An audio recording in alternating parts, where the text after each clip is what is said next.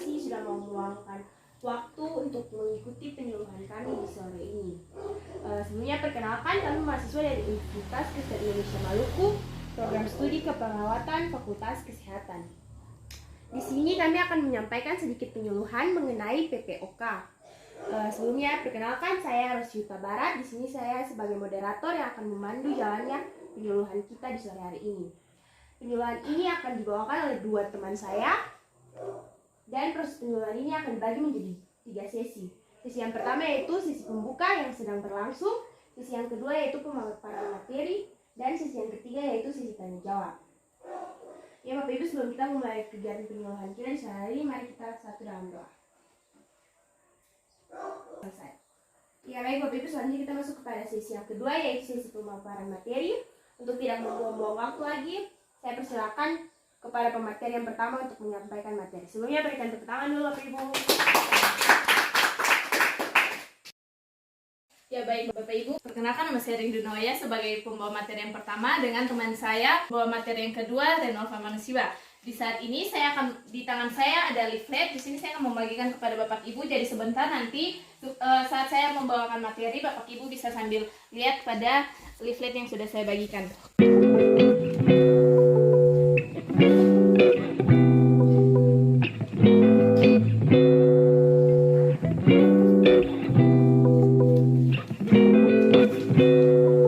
Ya, baik Bapak Ibu, sebelumnya saya minta kesepakatan waktu dari Bapak Ibu ya. Di sini kami hanya memerlukan kurang lebih 15-20 menit untuk membawakan materi. Oke, untuk tidak membuang-buang waktu, saya akan masuk langsung kepada materi. Sebelumnya Bapak Ibu tahu apa itu PPOK? Belum pernah dengar? Ya. Oh, belum.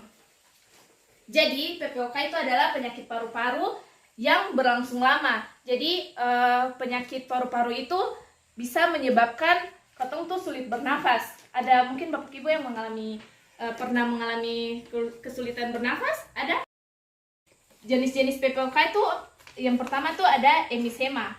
Emfisema adalah jenis PPOK yang mempengaruhi kantung udara di paru-paru serta dinding di antaranya. Dan emfisema ini menyebabkan kantung udara tersebut menjadi rusak dan kurang elastis. Jenis PPOK yang kedua itu ada bronkitis kronis. Ini adalah jenis PPOK yang menyebabkan lapisan udara menjadi teriritasi dan meradang. Penyebab PPOK yang pertama tuh ada riwayat merokok. Mungkin ada di sini yang merokok? Ada? Satu hari merokok berapa batang? Pak yang di belakang mungkin sehari merokok berapa batang? 5. Wow, banyak sekali ya. Oke, jadi riwayat merokok di sini merupakan salah satu penyebab dari PPOK. Dilansir dari headline, kebanyakan orang dengan PPOK itu berusia minimal 40 tahun dan memiliki riwayat merokok. Penyebab yang kedua juga dari paparan bahan kimia. Penyebab PPOK juga bisa dari paparan bahan kimia dan asap di tempat kerja, seperti di pabrik-pabrik. Dan yang terakhir, penyebab yang terakhir yaitu faktor genetik. Mungkin faktor genetik ini kan keturunan. Jadi misalnya kayak Bapak Ibu dong punya mama atau papa, orang tua yang mengidap penyakit PPOK itu bisa menurun kepada anak-anaknya karena faktor genetik ini sangat mempengaruhi penyebab pada PPOK. Dan yang terakhir, penyebab yang terakhir yaitu polusi udara. Kebiasaan menghirup udara yang kotor dan paparan polusi udara juga dan pemanasan global itu dalam jangka panjang membuat potong paru-paru tuh rusak karena yang potong hirup itu semua kotor dari udara sehingga memicu terjadinya PPOK.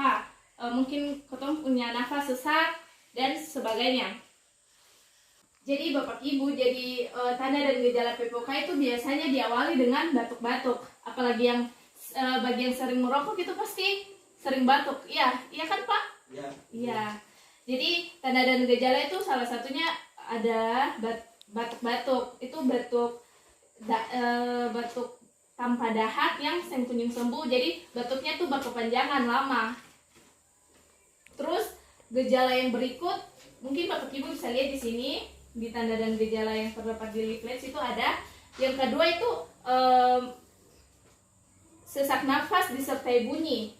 Mungkin Bapak Ibu pernah merasakan juga. Oseng.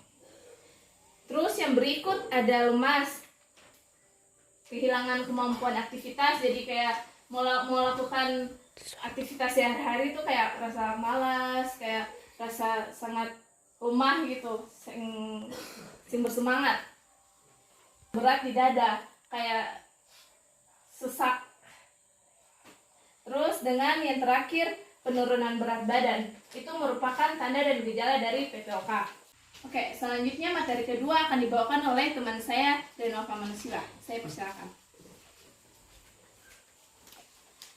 Ya, jadi Bapak Ibu, PPOK nih dia ada punya komplikasi ketika seseorang sudah terkena PPOK. Itu yang pertama hipoksia. Bapak Ibu mungkin ada yang tahu apa itu hipoksia? Jadi Bapak Ibu, hipoksia itu kekurangan oksigen dalam sel dan jaringan tubuh. Nah, kalau seseorang dia sudah terkena hipoksia ini, biasanya dia memiliki kerusakan pada jaringan paru-paru, pada dia pun jaringan paru-paru. Kesulitan bernapas jadi salah satu akibat kalau dia terkena hipoksia karena kekurangan oksigen dalam sel jaringan tadi. Kemudian yang kedua, komplikasi yang kedua ada gagal jantung. Nah, salah satu komplikasi yang paling fatal dari PPOK ini Bapak Ibu, gagal jantung. Karena fungsi paru-paru yang berkaitan dengan fungsi jantung susah berfungsi lain. Yang ketiga, kanker paru-paru. Kanker paru-paru, orang dengan PPOK ketika dia sudah terserang PPOK, dia punya risiko lebih tinggi terkena kanker paru-paru. Bapak Ibu bisa lihat di gambar di bagian depan, gambar warna hitam ini. Nah, ini bentuk paru-paru ketika sudah terkena kanker paru-paru. Komplikasi yang berikut ada diabetes. PPOK ini dia sering menyebabkan komplikasi berupa edema atau pembengkakan pada kaki atau juga pada tangan. Penyebab orang dengan PPOK dapat menahan garam dan air dalam tubuhnya dan yang sepenuhnya itu bisa dijelaskan. Komplikasi yang berikut ada infeksi pernapasan. Nah, otomatis kalau berhubungan dengan paru-paru, otomatis berhubungan juga dengan pernapasan. Nah, infeksi pernapasan ini diketahui merupakan salah satu penyebab umum dari PPOK ini. Oleh karena itu, ketika pertahanan tubuh di sistem pernapasan itu lemah, otomatis akan lebih cepat terkena PPOK. Nah, dari komplikasi ada pengobatan Bapak Ibu. Bapak Ibu, kalau orang yang sudah terkena PPOK, dong susah untuk disembuhkan. Karena apa? Karena dong paru-paru susah bisa balik lagi kayak normal. Kayak kita kasih contoh gambar yang tadi juga, kalau paru-paru kita macam begini, sih mungkin dia mau balik kayak semula lagi, toh sih mungkin. Tapi saya menutup kemungkinan untuk dia terus berobat. Kan dokter akan menganjurkan dia untuk melakukan pemeriksaan dan memberikan obat khusus supaya dia punya pertahanan tubuh itu semakin kuat. Nah, dari pengobatan itu ada juga pencegahan yang harus katong lakukan sebagai masyarakat, terutama ada katong bapak dua yang ada di sini. Yang pertama itu tidak merokok atau berhenti merokok. Sebaiknya bapak-bapak yang suka merokok atau istri, tolong juga bantu suami supaya bisa dong stop merokok. Karena tadi katong sudah dengar banyak dari beta utamanya yang subawa pertama, dan beta juga bahwa PPOK itu adalah penyakit yang mematikan dan susah disembuhkan. Jadi lebih baik stop merokok. Pencegahan yang kedua itu menghindari paparan polusi udara. Hindari paparan polusi udara karena dapat menurunkan katong punya fungsi paru. Kemudian rajin berolahraga. Olahraga secara rutin juga dapat melatih katong punya otot pernapasan. Lalu yang terakhir, konsumsi makanan yang mengandung antioksidan. Konsumsi makanan yang mengandung antioksidan itu seperti banyak mengkonsumsi daging berwarna merah untuk mencegah perkembangan oksidatif atau kerusakan sel paru. Ya, demikian Bapak Ibu yang bisa beta tamang sampaikan. Selanjutnya Kak Tunggai dalam sesi tanya jawab. Mungkin Bapak Ibu ada yang mau bertanya, beta persilahkan. Ya Nona, makasih satu juga. Ya Ibu, silakan berdiri lalu perkenalkan nama juga. Ya, terima kasih. Kita nama Priscilia Mahubesi. Di sini kita ingin bertanya kepada Nona-Nona do yang tadi sudah menjelaskan terkait dengan penyakit PPOK. Apa di sini yang menjadi kita punya pertanyaan, apa itu perbedaan antara penyakit asma dengan penyakit PPOK, karena tadi kan penyakit PPOK itu kan sesak nafas, sedangkan asma itu juga kan sesak nafas lah. Jadi apa sih perbedaan antara penyakit asma dengan PPOK? Iya, Terima terima kasih. kasih Ibu. Ya, mungkin ada lagi supaya Bang Beta tidak tahu kita lihat. Ya Ibu, silakan berdiri coba perkenalkan nama. Ya, perkenalkan beta nama Rani. Di sini kita mau tanya, kan kita ada kiri beta suami ini dia perokok aktif. Apakah di rumah beta punya anak bisa terkena PPOK? Oh iya, terima kasih Ibu. Ya, selanjutnya mungkin ada penanya-penanya selanjutnya, Beta persilahkan. Mungkin beta satu lagi anak. Iya, Ibu silakan berdiri lalu perkenalkan nama. Perkenalkan, beta di sini pas tahu mau. Di sini beta akan bertanya mengenai PPOK. Apakah PPOK bisa sembuh total dan apa pengobatan pertamanya? Iya, terima kasih Ibu. Mungkin ada lagi yang mau bertanya. Ada satu Nona. Iya, Ibu silakan berdiri, perkenalkan nama. Ya, perkenalkan, kita nama Paulina Leotna. Yang menjadi kita pertanyaan itu, PPOK ini banyak diderita oleh laki-laki saja atau perempuan? Dan rentan waktu untuk penyakit ini tuh berapa lama? Mungkin itu saja. Ya, terima kasih Bu. Iya, sekarang kita masuk dalam sesi jawab atau ada yang mau bertanya lagi sebelum kita menjawab keempat pertanyaan dari keempat Ibu. Ya, kalau begitu beta jawab juga ibu-ibu dari penanya pertama atas nama Ibu Lia dengan pertanyaan perbedaan penyakit asma dan penyakit PPOK itu apa? Ya, jadi Ibu perbedaannya itu dari mekanisme perjalanan penyakitnya. Asma itu dia terjadi akibat alergi pernapasan, sehingga ada paparan alergi, sedangkan PPOK ini merupakan proses kerusakan jangka panjang akibat paparan zat yang berbahaya seperti asap rokok tadi, zat kimia, polusi udara dan lain sebagainya, itu yang sudah tadi Beta dan Beta jelaskan. Ya, mungkin itu yang bisa Beta jawab. Bagaimana Ibu bisa puas dengan jawaban yang Beta kasih? Iya, baik Nona, terima kasih. Ya Ibu, terima kasih. Selanjutnya pertanyaan yang kedua dari Ibu Rani dengan pertanyaan Ibu punya suami merokok, apakah Ibu dan anak-anak di rumah juga bisa terkena PPOK?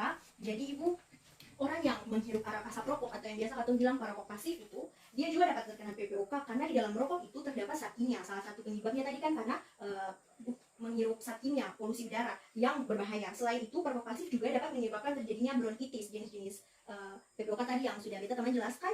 Dan dia juga bisa terjadinya kanker paru, sehingga kita harus menghindari asap rokok. Jadi untuk Bapak, sayangilah istri dan anak-anak Bapak dan berhentilah untuk merokok, Pak.